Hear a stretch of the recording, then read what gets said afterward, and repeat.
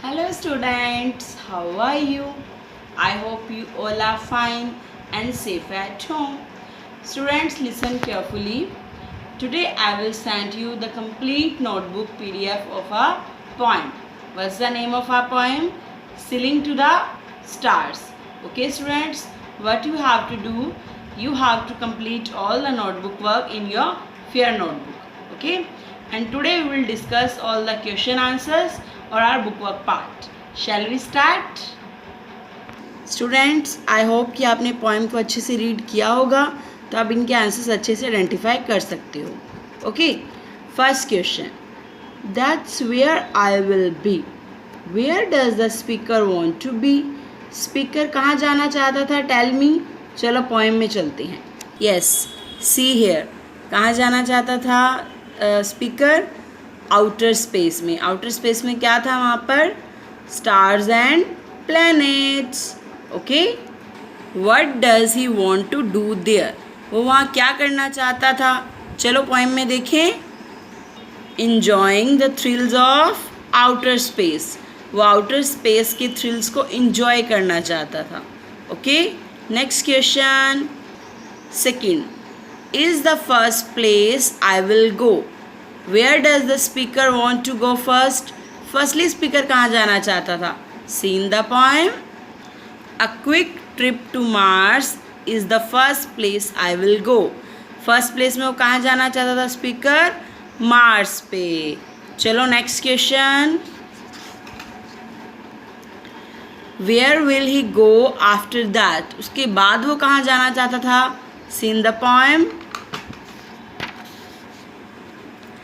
Then it's off to see Saturn's rings. उसके बाद कहाँ जाना चाहता था? सैटर्न पे. Third, why does the speaker decide to stay back in the end. End में स्पीकर ने स्टे बैक करना क्यों डिसाइड किया? Because it's the lunch time. For now though I will stay put. Mom sad lunch is afternoon. क्योंकि उसके मम्मा ने lunch के लिए बुला लिया था ना, दैट्स वाई उसे क्या करना पड़ा? Stay back. Now we will discuss think and answers. बेटा जो थिंक एंड आंसर्स वाले क्वेश्चन हैं उसके आंसर्स आप अपने व्यूज़ भी दे सकते हो. ओके, इसके आंसर्स कभी भी फिक्स नहीं होते.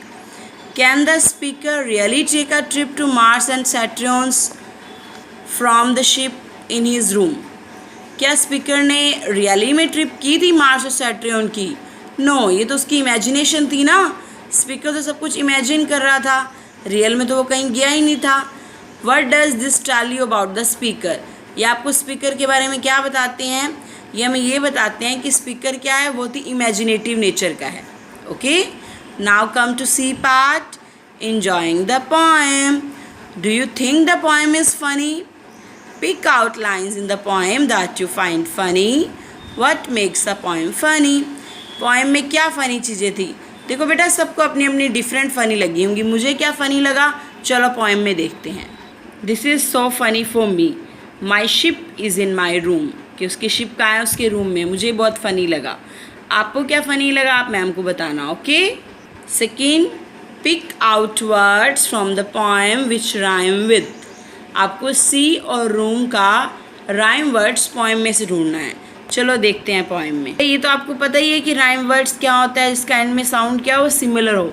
सी बी और रूम नून. बेटा these second question answer, rhyme वाले के आंसर आप बुक में ही लिखोगे. ओके, सी का बी और रूम का नून. बी में बेटा सिंगल ई आएगा, बी ई बी. वैसे तो बी भी आ सकता है, लेकिन हमें पोएम के अकॉर्डिंग चूज़ करना है ना. According to the chapter we will write C का B, B E B. Okay, and room का rhyme word noon. Okay, next question. Going further. If you could travel to outer space, where would you like to go and what would you like to see? Discuss with your partner.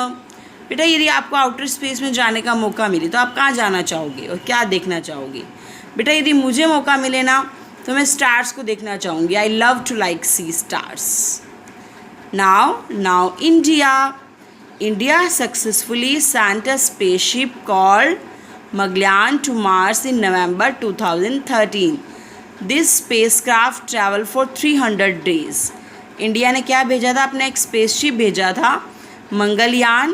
कहाँ भेजा था? Mars में। कब भेजा था? नवंबर 2013 में। This spacecraft travel for 300 days. और इस स्पेसक्राफ्ट ने कितने दिन ट्रैवल किया था? 300 days and began to go around Mars on 24 September 2014। India is the first country to successfully reach Mars in its first try. India एक पहली कंट्री थी जो फर्स्ट ट्राई में कहाँ पहुँच गई थी? मार्स पे पहुँच गई थी। बेटा ये आपकी नॉलेज है, आपको पता होना चाहिए ना कि आपकी इंडिया में क्या क्या हो रहा है। Okay student, and listen carefully again regarding the homework.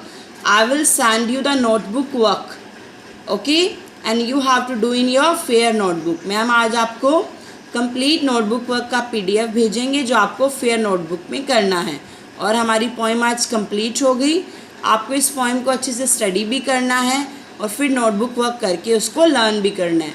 बेटा ये नहीं है कि सिर्फ आप बुक वर्क और नोटबुक वर्क कंप्लीट करोगे, आपको इनको लर्न भी करना है। Okay, bye bye, have a nice day.